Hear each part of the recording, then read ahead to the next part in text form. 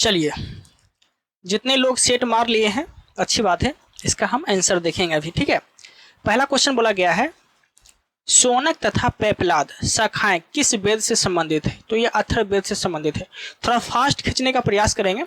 दूसरा number question है संस्कृत साहित्य में ऐतिहासिक घटनाओं को क्रमबद्ध लिखने का सर्वप्रथम प्रयास किसके द्वारा किया गया था? तो ये कल्हण के द्वारा किया गया था। ठीक है, और कल्हण जो है राजतरंगिणी लिखे, तो याद रखिए राजतरंगिणी पुस्तक के लेखक ही है। ओके, आगे देखते हैं। मनके बनाने वाले कारखाने का साक्ष्य जो है सिंधु घाटी के किस स्थल से प्राप्त हुए हैं? तो यह जो है लोथल और चहुंद्रो से प्राप्त हुए हैं, दोनों जगह से ये प्राप्त हुए हैं। ठीक है, आगे देखते हैं।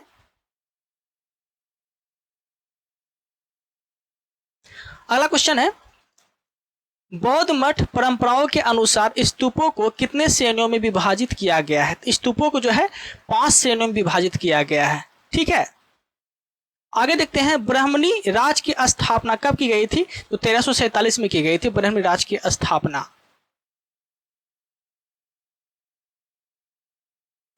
आगे देखते हैं महाराणा प्रताप के हाथी का नाम बताना है। महाराणा प्रताप के हाथी के नाम क्या थे?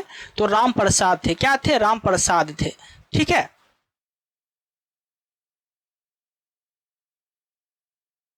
राम प्रसाद। अगला क्वेश्चन है भैरावल की संधि किस वर्ष हुई थी? तो यह जो हुई थी यह 22 दिसंबर 1846 ईस्वी को हुई थी। 1911 में दिल्ली दरबार की घोषणा निम्नलिखित में से क्या शामिल था? तो ये सभी चीज शामिल थे। पहला थे बंगाल विभाजन को रद्द किया गया था जो कि 1905 में प्रारंभ हुए थे और 1911 में रद्द कर दिया गया।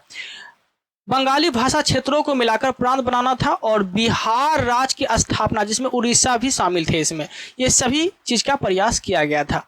ठीक है, अगला देखते हैं। देखिए, अगला है सेवा समिति की स्थापना किसके द्वारा किए गए थे? तो हृदयनाथ कुंजरू के द्वारा किए गए थे। अगला क्वेश्चन है 10 नंबर निम्नलिखित में से कौन सुमेलित नहीं है? निम्नलिखित में से कौन सुमेलित नहीं है? तो याद रखिएगा चौसा का युद्ध ये 1539 में हुए थे, सही है। कोलाचेल का युद्ध 1741 में हुए थे, ये भी सही है। खुर्दा के युद्ध 1795 में हुए थे, ये भी सही है। और रोहेला के युद्ध जो है ये 1772 में नहीं बल्कि 1774 में हुए, 1774 में हुए थे। ठीक है, कब? तो 1774 में हुए थे, याद रखिएगा। ठीक है, आगे देखते हैं।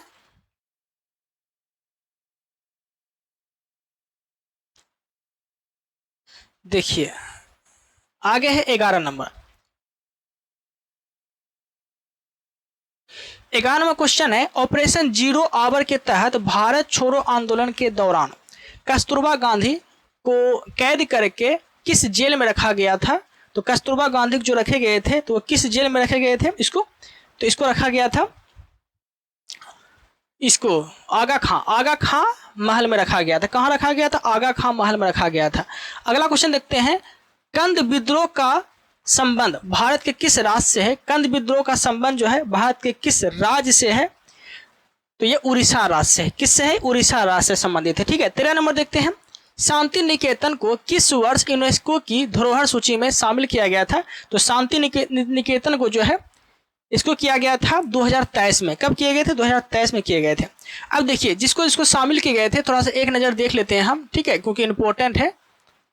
देखिए जैसे कि पहला है लाल किला, इसको कब शामिल किए गए थे? 2007 में। ठीक है, और दूसरा है पश्चिमी घाट, इसको कब शामिल किए गए थे? 2012 में। ठीक है, और तीसरा है रानी की बाव, इसको कब शामिल किए गए थे? इसको किए गए थे 2014 में। ठीक है, अगला है कंचनजंगा राष्ट्रीय उद्यान, इसको कब शामिल किए गए थे? इसको 2016 में शामिल किए गए थे। ठीक है, धौलावीरा बोलेगा तो 2021 में, धौलावीरा 2021 में। ठीक है, कोई दिक्कत नहीं है। आगे देखते हैं। चलिए 14 नंबर देखते हैं भारतीय शिल्प परिषद का मुख्यालय कहाँ स्थित है? भारतीय शिल्प परिषद का मुख्यालय कहाँ स्थित है? तो ये चेन्नई में स्थित है। कहाँ है? चेन्नई में स्थित है। रिंग गार्ड एवं बैंक बोर्ड नामक शब्द किस खेल से संबंधित है? किस खेल से संबंधित है? तो ये बास्केटबॉल से संबंधित है और बास्केटबॉल में खिलाड़ियों की संख्या 5 होती है, ये भी याद रखिएगा। अगला क्वेश्चन है समेकित निर्देशित प्रक्षेपास्त्र विकास कार्यक्रम की नींव जो है किस प्रधानमंत्री के द्वारा रखी गई थी?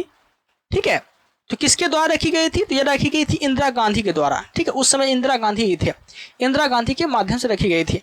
अगला क्वेश्चन है 17 नंबर, एडोकाइनोलॉजी, एडोकाइनोलॉजी के जनक, एडोकाइनोलॉजी के जनक किसे बोले जाते हैं? तो थॉमस एडिसन को, थॉमस एडिसन को बोले जाते हैं। ठीक है, आगे देखते हैं। अगला है भारतीय अर्थव्यवस्था में विद्युत गैस तथा जलापूर्ति किस क्षेत्र के अंतर्गत आते हैं? विद्युत क्षेत्र जो है ये किस क्षेत्र के अंतर्गत आते हैं? तो ये दूसरा क्षेत्र के अंतर्गत आते हैं। ठीक है, बाकी डॉक्टर मरीज या फिर टीचर एजुकेशन ये सब तीसरा क्षेत्र में आते हैं क्योंकि ये सब सेवा देते हैं। 19 नंबर देखते हैं वैज्ञानिक आधार पर राष्ट्रीय आय की गणना BR राव के द्वारा किस वर्ष की गई थी? किस वर्ष की गई थी? तो यह की गई थी 1931 में। कब की गई थी? 1931 में की गई थी। 20 नंबर है विश्व में विदेशी प्रत्यक्ष निवेश की सीमा किन क्षेत्रों में 100% नहीं है? किन क्षेत्रों में 100% नहीं है? तो पेंशन में 100% नहीं है। ओके,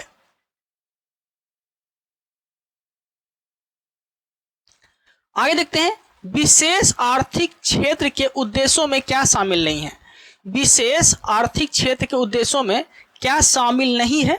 तो इसमें जो है इसमें ये शामिल नहीं है कि ये 500 करोड़ से अधिक आय वाली कंपनियों को शामिल करना है, ये शामिल नहीं है। बाकी सभी शामिल है। अतिरिक्त आर्थिक गतिविधियां पैदा करना, ढांचागत सुविधा विकसित करना और तीसरा है विदेशी स्रोतों से निवेश बढ़ाना, ये सभी शामिल है, ये शामिल नहीं है। ओके, आगे देखते हैं।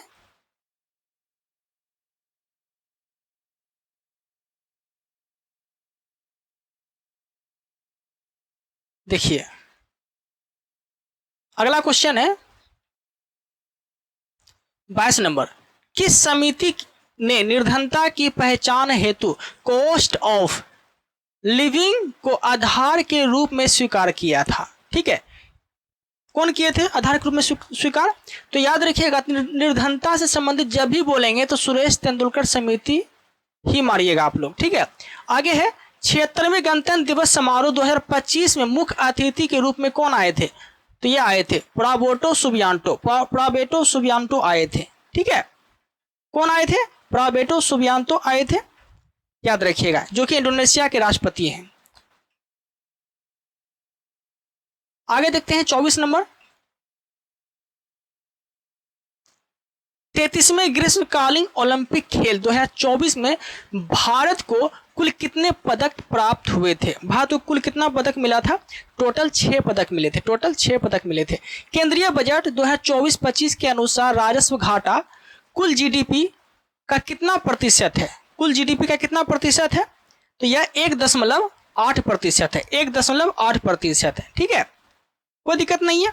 आगे देखते हैं।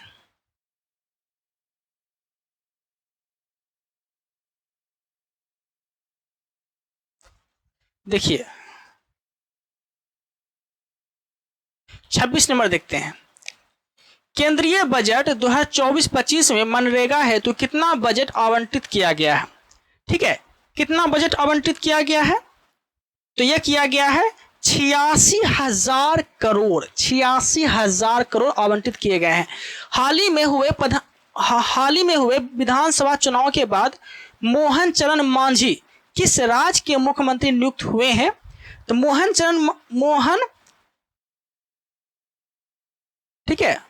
चरण मांझी को जो है ये उड़ीसा के मुख्यमंत्री बनाए हैं इसको। ठीक है, उड़ीसा के। आगे देखते हैं 24वें SCO शिखर सम्मेलन का आयोजन कहाँ किया गया है? तो ये कजाकिस्तान में किया गया है। कहाँ किया गया है? कजाकिस्तान में किया गया है। ठीक है, आगे देखते हैं। देखिए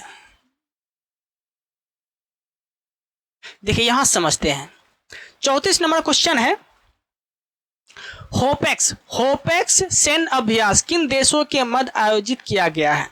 होपेक्स सैन्य अभ्यास किन देशों के मध्य आयोजित किया गया? क्वेश्चन लगता छूट गया, एक मिनट, क्वेश्चन छूट गया क्या? छूट गया है क्वेश्चन, यहां से देखेंगे 29, 30, 31, 32 ये छूट गया था। 29 नंबर है कि रुद्रम 1 क्या है? तो रुद्रम 1 जो है ये मिसाइल है। क्या है? मिसाइल है। 30 नंबर देखते हैं, विश्व प्रेस स्वतंत्रता सूचकांक 2024 में भारत का स्थान 2024 में कितना नंबर पे था? तो 159 नंबर पे था। कितना नंबर पे था? 159 नंबर पे था। ठीक है, 2024 में। और 2023 में 161 था। 2023 में 161 था। ठीक है, ये सब चीज आपको याद रखना है। आगे देखते हैं 31 नंबर, 2024 में कुल कितने व्यक्तियों को भारत रत्न दिए गए हैं? तो टोटल जो है 5 व्यक्ति को भारत रत्न दिए गए हैं। ठीक है, पहला है कर्पूरी ठाकुर, दूसरा है लाल कृष्ण आडवाणी, तीसरा है चौधरी चरण सिंह और चौथा है MS स्वामीनाथन और पांचवा है PV नरसिम्हा राव। ठीक है, ऐसे ही मुंह से बोल देते हैं। 32 नंबर देखते हैं। 32 नंबर क्वेश्चन है कि वर्ष 2025 में कितने व्यक्तियों को पद्म पुरस्कार दिए जाने की घोषणा केंद्र सरकार द्वारा की गई है? ठीक है, कितने व्यक्तियों को? तो यह की गई है 139 व्यक्ति को दी जाने की घोषणा की गई है 2025 में। क्या चीज? तो पद्म पुरस्कार। ठीक है, आगे देखते हैं 33 नंबर, भारत सरकार द्वारा किस तिथि को संविधान हत्या दिवस मनाने की घोषणा की गई है? संविधान हत्या दिवस तो 25 जून। क्या बोलेंगे? 25 जून को। ठीक है, चलिए अब देखते हैं 34 नंबर।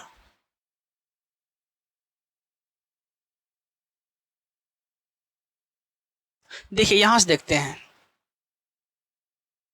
होपेक्स सैन्य अभ्यास किन देशों के मध्य आयोजित किया गया है? होपेक्स सैन्य अभ्यास जो है किन देशों के मध्य आयोजित किया गया है? तो ये भारत और मिस्र के बीच जो है होपेक्स संयुक्त सैन्य अभ्यास किया गया आयोजित। 34वां व्यास सम्मान 2024 में किसे प्रदान किया गया था? सूर्यमाला को प्रदान किया गया था। ठीक है, याद रखिएगा।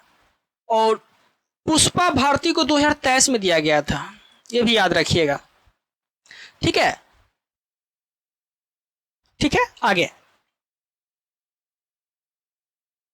अगला क्वेश्चन देखते हैं 36 नंबर।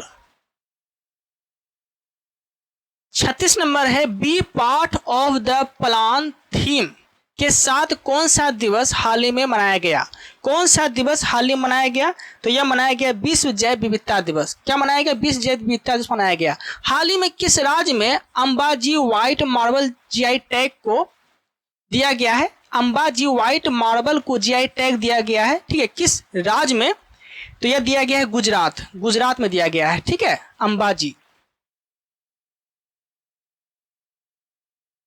चलिए आगे देखते हैं 38 नंबर, 18वीं वन स्थिति रिपोर्ट 2023 के अनुसार वन रिपोर्ट 2021 की तुलना में 2023 में वन और वृक्ष आवरण में कितने वर्ग किलोमीटर की वृद्धि दर्ज की गई है? ठीक है, कितने की गई है? तो 1445 वर्ग किलोमीटर जो है वृद्धि दर्ज की गई है। ठीक है, हाल ही में रामसर सूची में शामिल किया गया नजयायन अभ्यारण्य के संबंध में किस राज्य से है? नजयायन अभ्यारण्य का संबंध किस राज्य से है? देखिए ये जो है ना नजयायन पक्षी अभ्यारण्य, ये सीधा याद रखिए किस राज्य से संबंधित है। ठीक है, किस राज्य में है? कौन सा राज्य में? तो ये तमिलनाडु में है। ठीक है, नजयायन पक्षी अभ्यारण्य। आगे देखते हैं, भारत ने कब तक चंद्रयान 4 प्रक्षेपित करने का लक्ष्य रखा है? कब तक? 2028 तक। 96वां ऑस्कर अवार्ड 2024 में किस फिल्म को सर्वश्रेष्ठ फिल्म अवार्ड दिया गया है? किसको दिया गया है? यह दिया गया है ओपेनहाइमर को दिया गया है। ठीक है, आगे देखते हैं 42 नंबर। 42 नंबर देखते हैं, किस राज्य द्वारा विधवा पुनर्विवाह प्रोत्साहन योजना की शुरुआत की गई? तो यह की गई झारखंड राज्य के द्वारा की गई। ठीक है, अगला देखते हैं, अगला है 43 नंबर। 43 नंबर क्वेश्चन है कि सार्थक खंड वाले शब्द क्या कहलाते हैं? सार्थक खंड वाले शब्द क्या कहलाते हैं? तो यह कहलाते हैं यौगिक। ठीक है, आगे इत्यादि, इत्यादि का संधि विच्छेद क्या होगा? तो इति जोड़ आदि, इति जोड़ आदि हो जाएगा। ठीक है, आगे देखते हैं। पाप पुण्य कौन सा समास है? पाप और पुण्य जो है ये कौन सा समास है? तो द्वंद्व समास है। पाप पुण्य बोले, राम सीता बोले, पति पत्नी बोले, दो जोड़ा जब भी बोले तो याद रखिएगा ये द्वंद्व समास के अंतर्गत आते हैं। ठीक है, चलिए आगे देखते हैं 46 नंबर।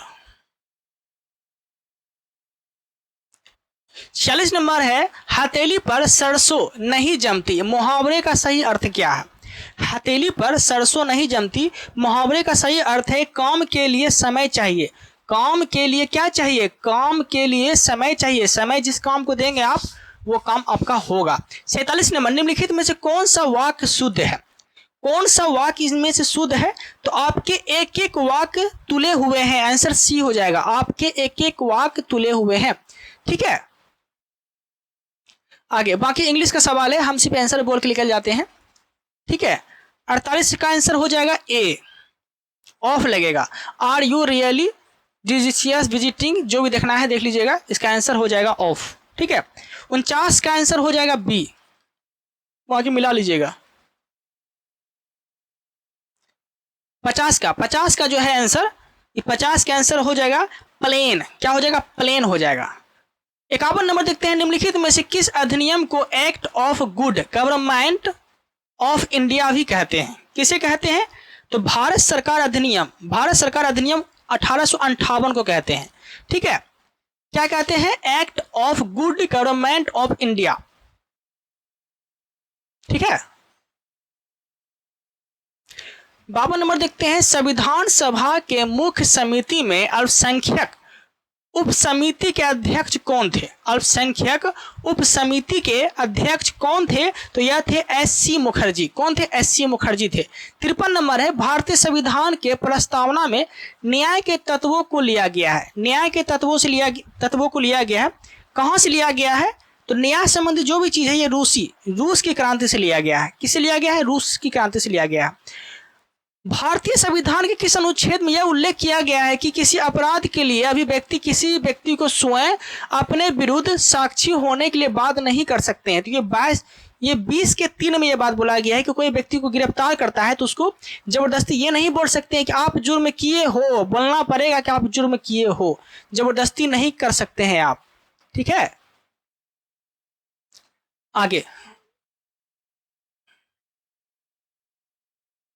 आगे देखते हैं 55 नंबर। पेशेंस बना के रखिएगा आप लोग, हर रोज मेरा टॉपिक जाएगा, मतलब ये सेट। ठीक है, हर रोज टॉपिक सेट भेज देंगे, दिन भर लगा लीजिएगा और शाम में डिस्कशन कर लीजिएगा। भारत में न्यायपालिका का कार्यपालिका से पृथककरण उल्लेख वर्णित है किसमें? तो राज्य के नीति निर्देशक तत्व में, जो आर्टिकल 50 में आते हैं, मतलब 50 आर्टिकल में आते हैं। ठीक है, कोई दिक्कत नहीं है। आगे देखते हैं 56 नंबर। भारत की संसद के संबंध में निम्नलिखित में से कौन सा कथन सही नहीं है? कौन सा कथन सही नहीं है? तो डी नंबर हो जाएगा इसका, मंत्रिमंडल की सदस्यता निम्न सदन तक ही सीमित है। ठीक है, कोई दिक्कत नहीं है।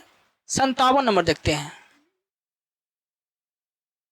देखिए बोला गया है भारतीय संसद का सचिवालय के संबंध में कौन सा कथन सत्य है? कौन सा कथन जो है सत्य है सचिवालय के?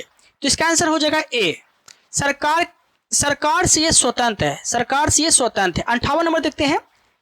ठीक है, 58 नंबर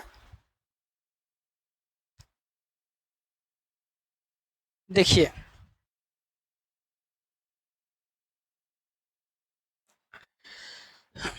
अंठावन नंबर का देख लेते हैं और ऊपर कर लेते हैं। चलिए आप मिलाते हैं। लोक लेखा समिति, लोक लेखा समिति जो है ये किससे संबंधित है? तो यह संबंधित है वित्तीय समिति से। विभागीय समिति किससे संबंधित है? तो यह संबंधित है स्टैंडिंग समिति से। याचिका संबंधित किससे है? तो याचिका समिति जो है ये कार्यकारिणी समिति है। स्टॉक मार्केट समिति किससे है? तो यह जो है यह तटस्थ समिति है, मतलब इसका आंसर हो जाएगा डी। क्या हो जाएगा? डी हो जाएगा। ठीक है, एक का 4 हो जाएगा, बी का एक का 1 हो जाएगा, 2 का 4 हो जाएगा, इस तरह से हो जाएगा इसका आंसर डी। ठीक है, ठीक है, आगे बढ़ते हैं। चलिए 59 नंबर देखते हैं। 71वें संविधान संशोधन 71वें संविधान संशोधन अधिनियम 1992 के द्वारा निम्नलिखित में से भाषाओं में किस भाषा को संविधान के 8वीं अनुसूची में नहीं जोड़ा गया है? तो यह जो है संविधान की 8वीं अनुसूची में, मतलब 71वां संविधान संशोधन में जो है 3 भाषा को जोड़ा गया था। इसका ट्रिक होता है नमक। नमक, नो से नेपाली, मो से मणिपुरी, को से कोकनी, ये तीनों तो आइए गया। ठीक है, मणिपुर, नेपाली, कोकनी तीनों आइए गया, कश्मीरी नहीं आएगा। ठीक है, आगे आगे देखते हैं 60 नंबर।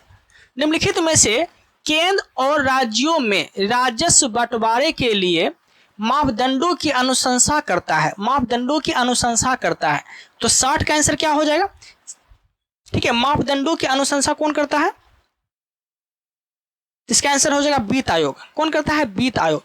जब भी बोले ना केंद्र और राज्य राजस्व बंटवारे, केंद्र को कितना देना चाहिए, जीएसटी हो या कुछ और हो, कितना देना चाहिए, और राज्य को कितना देना चाहिए, ये निर्णय कौन करते हैं? तो ये करते हैं वित्त आयोग।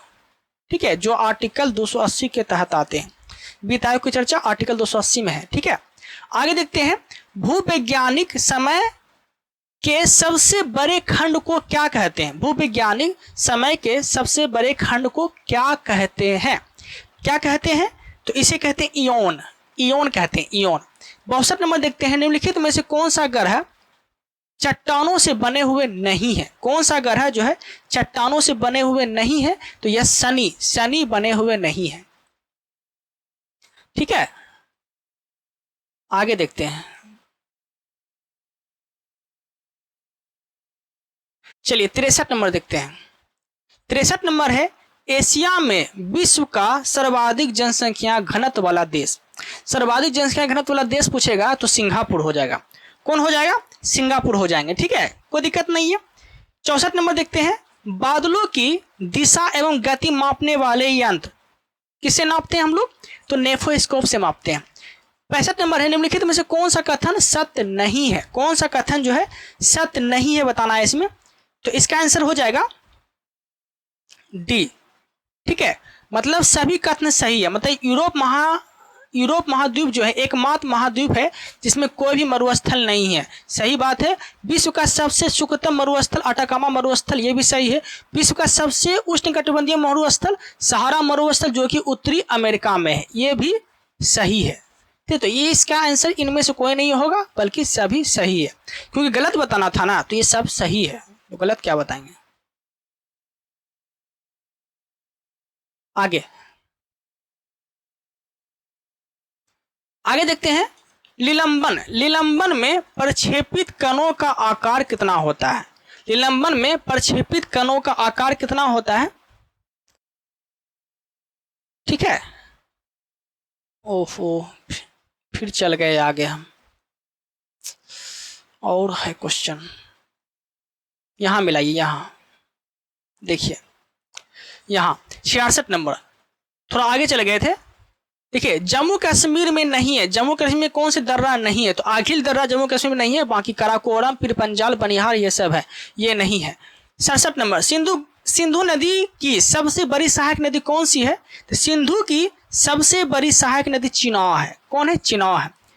निम्नलिखित में से कौन सा कथन सत्य है? निम्नलिखित में से कौन सा कथन सत्य है? तो इनमें जो है सभी कथन सही हो जाएंगे। क्यों? क्योंकि भारत का सर्वाधिक लंबा राष्ट्रीय उद्यान जो है, मतलब राष्ट्रीय राजमार्ग जो है NH-44 है। NH-44 जो है जवाहर सुरंग में स्थित है, और राष्ट्रीय राजमार्ग जो है संपूर्ण देश के सड़कों की कुल लंबाई का लगभग 2% है। ठीक है, ये सभी कथन जो है सही हो जाएगा, इसलिए आंसर क्या होगा? आंसर डी हो जाएगा।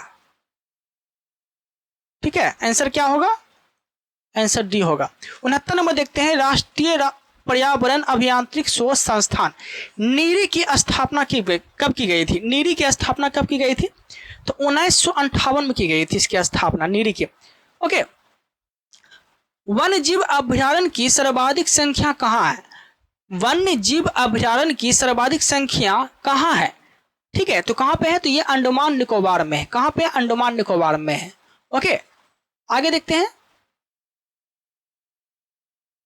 वन्य जीव अभ्यारण्य सर्वाधिक संख्या, वन्य जीव अभ्यारण्य की सर्वाधिक संख्या कहाँ पे है? अंडमान में है। 71 नंबर देखते हैं। जीवित मानव शरीर में सबसे कम मात्रा में पाए जाने वाला तत्व कौन सा है? तो लोहा है। लोहा जो है मानव शरीर में सबसे कम मात्रा में पाए जाने वाला क्या है?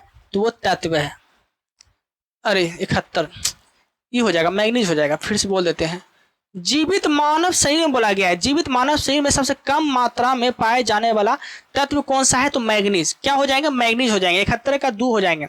देखिएगा आगे, इलेक्ट्रॉन की तरंग की प्रकृति की खोज कौन किए थे?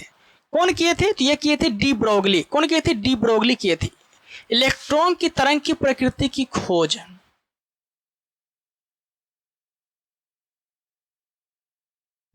आगे 73 नंबर। आधुनिक आवर्त सारणी के वर्ग में ऊपर से नीचे आने पर तत्वों की विद्युत ऋणात्मक पर क्या प्रभाव पड़ता है? तो ऊपर से नीचे जब आएंगे तो तत्व की विद्युत ऋणात्मक पर क्या प्रभाव पड़ेगा? मतलब ये घटेंगे। क्या होंगे? घटेंगे। आप समझिएगा ध्यान से कि परमाणु आकार पूछेगा कि ऊपर से नीचे आएंगे तब बढ़ेंगे। परमाणु आकार बोलेगा, देखिए बोल देते हैं। अगर परमाणु आकार बोल दिया, आकार ऊपर से नीचे आ रहा है तब क्या होगा? बढ़ेगा। कब क्या होगा? बढ़ेगा। ठीक है। विद्युत धनात्मक ऊपर से नीचे आएगा तो क्या होगा? तब भी बढ़ेगा, तब भी बढ़ेगा। ठीक है। आयन ऊर्जा क्या होगा? जब ऊपर से नीचे आएगा तब घटेगा। विद्युत ऋणात्मक ऊपर से नीचे आएगा तो क्या होगा? तो विद्युत ऋणात्मक क्या होगा? घटेगा। यही क्वेश्चन तो पूछा था। ओके, आगे 74 नंबर देखते हैं।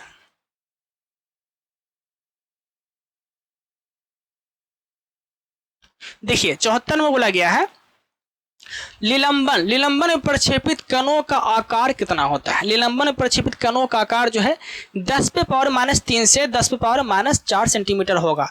लिमोनाइट किस धातु का एक्स है? तो लोहा का एक्स है। लिमोनाइट लोहा का एक्स है। ठीक है, याद रखिएगा। बाकी ये जो है ये ग्लेना का एक्स है। ओके, कोबाल्ट किसका एक्स है? तो स्मेल टाइट का एक्स है। मतलब कोबाल्ट का एक्स पूछेगा तो स्मेल टाइट हो जाएगा। ठीक है, और पोटासियम का पूछेगा तो नाइटर, ये सब इसका एक्स हो जाएगा। ओके, 76 नंबर देखते हैं। निम्नलिखित में से किसे रोमन बिट्रोल भी कहा जाता है? किसे बोलते हैं? तो हाराकसिस को बोलते हैं। किसे बोलते हैं? हाराकसिस को बोलते हैं, रोमन बिट्रोल। 77 नंबर देखते हैं। निम्नलिखित में से किसे नोबेल का तेल कहा जाता है? नोबेल का तेल पूछेगा, नोबेल का तेल किसे कहा जाता है? तो क्या बोलेंगे? तो TNG। TNG का अर्थ हो गया टाइनाइट्रोग्लिसरीन। टाइनाइट्रोग्लिसरीन, टाइनाइट्रोग्लिसरीन। ठीक है, क्या हो जाएगा? टाइनाइट्रोग्लिसरीन। 78 नंबर। निम्नलिखित में से प्रबल अपचायक कौन सा तत्व है? प्रबल अपचायक कौन सा तत्व है? तो प्रबल अपचायक के रूप में जो है क्लोरीन हो जाएगा। कौन हो जाएगा? क्लोरीन हो जाएंगे। ठीक है, 79 नंबर देखते हैं। जीव द्रव सिद्धांत के प्रवर्तक निम्नलिखित में से किसे माना जाता है? जीव द्रव सिद्धांत के प्रवर्तक किसे बोले जाते हैं? तो हार्टविग। क्या बोलते हैं? हार्टविग को बोलते हैं। निम्नलिखित में से कौन सा कथन सत्य है? निम्नलिखित में से कौन सा कथन सत्य है? तो आंसर हो जाएंगे ए। प्रोकैरियोटिक कोशिकाओं में जो है केंद्रिका अनुपस्थित होती है। ठीक है, आगे 81 नंबर।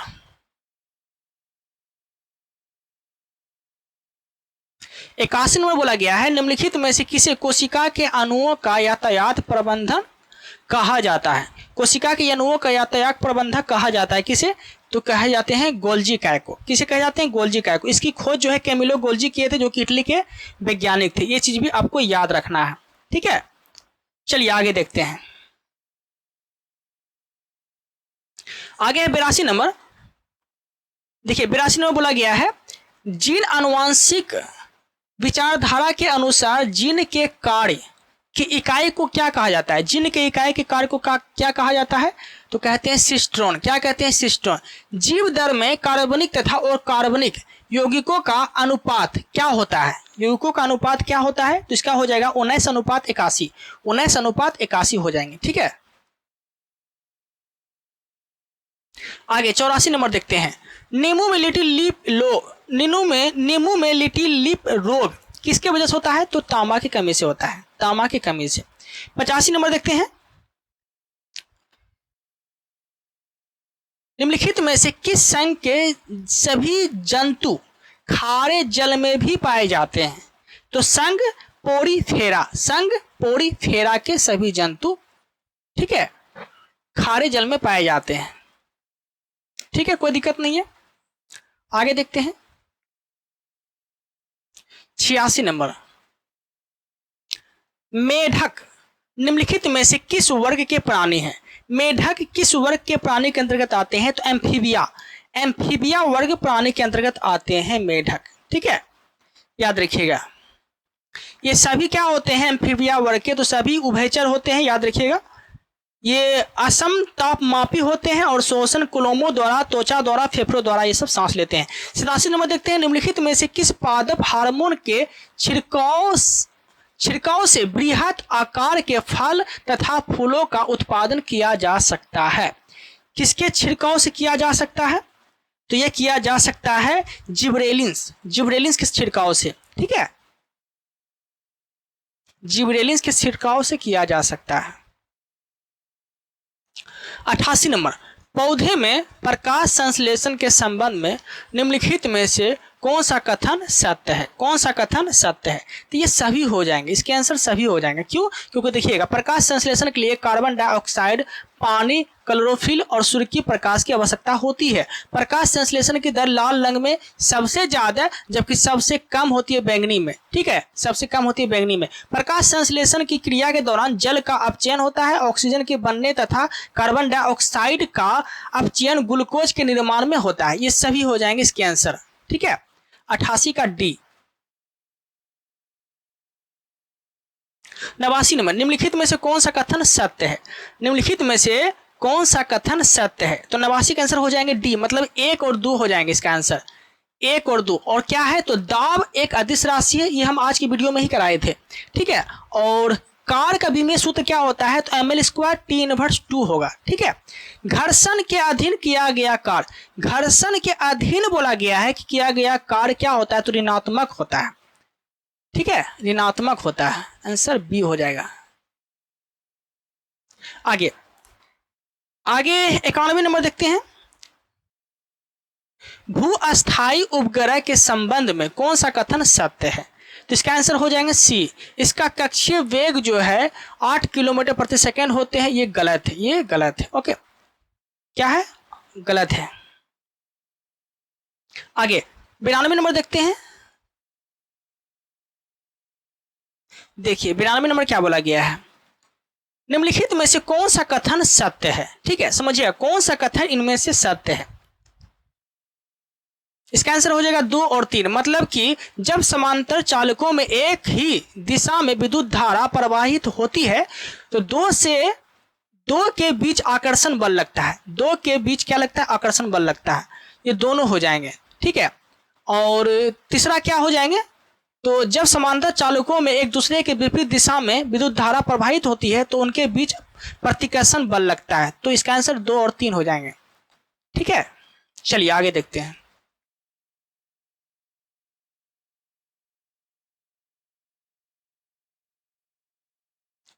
आगे देखिए 93 नंबर। 93 का आंसर क्या हो जाएगा? इसका जो है आंसर क्या हो जाएगा? सिर्फ आंसर बोल देते हैं हम। इसका आंसर ए हो जाएगा, ठीक है। m बराबर 1 + d/f हो जाएगा इसका आंसर। 94 का आंसर क्या हो जाएगा? 94 का आंसर हो जाएगा, देखिएगा इसका आंसर हो जाएगा, मतलब कि इंटरफेरोमीटर से क्या नापते हैं? तो ध्रुवीकृत प्रकाश के घूर्णन नापते हैं, ठीक है। इसका आंसर क्या हो जाएगा? इंटरपोल से क्या नापते हैं? तो ध्रुवीकृत प्रकाश के घूर्णन नापते हैं। और पोटेंशियोमीटर से क्या नापते हैं? तो पोटेंशियोमीटर से विद्युत विभवांतर नापते हैं, विद्युत विभवांतर नापते हैं। और कैलोरीमीटर से क्या नापते हैं? तो विशिष्ट ऊष्मा की क्षमता नापते हैं। और रूलर से क्या नापते हैं? रूलर से तो लंबाई नापते हैं। क्या नापते हैं? लंबाई नापते हैं। ठीक है, तो इसका आंसर क्या हो जाएगा? डी हो जाएगा। ओके, आगे देखते हैं। 95 नंबर, निम्नलिखित में वह कौन सी प्रक्रिया है जिसके द्वारा कोई वस्तु कुछ रंगों के प्रकाश को अवशोषित करती है और दूसरों को परावर्तित करती है? ठीक है, वो कौन सी प्रक्रिया है? तो यह प्रक्रिया को बोलते हैं परावर्तन। क्या बोलते हैं? परावर्तन। समांतर श्रेणी 21, 18, 15 का कौन सा पद 81 होगा? ठीक है, ये आपको बनाना पड़ेगा। ठीक है, इसका आंसर हो जाएगा 35। क्या हो जाएगा? 35 हो जाएगा इसका आंसर। ओके, आगे 97 नंबर देखते हैं। संख्या इतना मतलब है और आपको क्या बताना है? इकाई अंक बताना है। ठीक है, तो इसका इकाई अंक क्या हो जाएगा? इसका इकाई अंक हो जाएगा 0। क्या हो जाएगा? 0 हो जाएगा। सॉरी, इसका इकाई अंक जो है 1 हो जाएगा। क्या हो जाएगा? 1 हो जाएगा। ठीक है, क्या हो जाएगा? 1 हो जाएगा इसका इकाई अंक। 6 व्यक्तियों का औसत भार 3 किलोग्राम हो जाता है, तब 80 किलोग्राम भार वाले व्यक्तियों के स्थान पर नया व्यक्ति आ जाए तो व्यक्ति का भार क्या होगा? तो व्यक्ति का भार क्या हो जाएगा? तो 62 किलोग्राम। 62 किलोग्राम हो जाएगा। ठीक है, 99 का आंसर क्या होगा? 99 का आंसर क्या हो जाएगा? तो 99 का आंसर 300 हो जाएगा। क्या होगा? 300 हो जाएगा। और 100 का आंसर क्या हो जाएगा? 100 का आंसर हो जाएगा डी, 45 किलोमीटर हो जाएगा। ठीक है, फिलहाल इस वीडियो में इतना ही रखते हैं। जितने भी लोग नए हैं चैनल को सब्सक्राइब कर लीजिएगा ताकि आने वाले कंटेंट और आप लोग के लिए हम और भी अच्छे से मेहनत कर सके। ठीक है, इस वीडियो में इतना ही रखते हैं। Thank you, thanks for watching. थोड़ा वीडियो लेट में अपलोड होगा क्योंकि थोड़ा टाइम लग गया, तो उसके लिए घबराइएगा नहीं।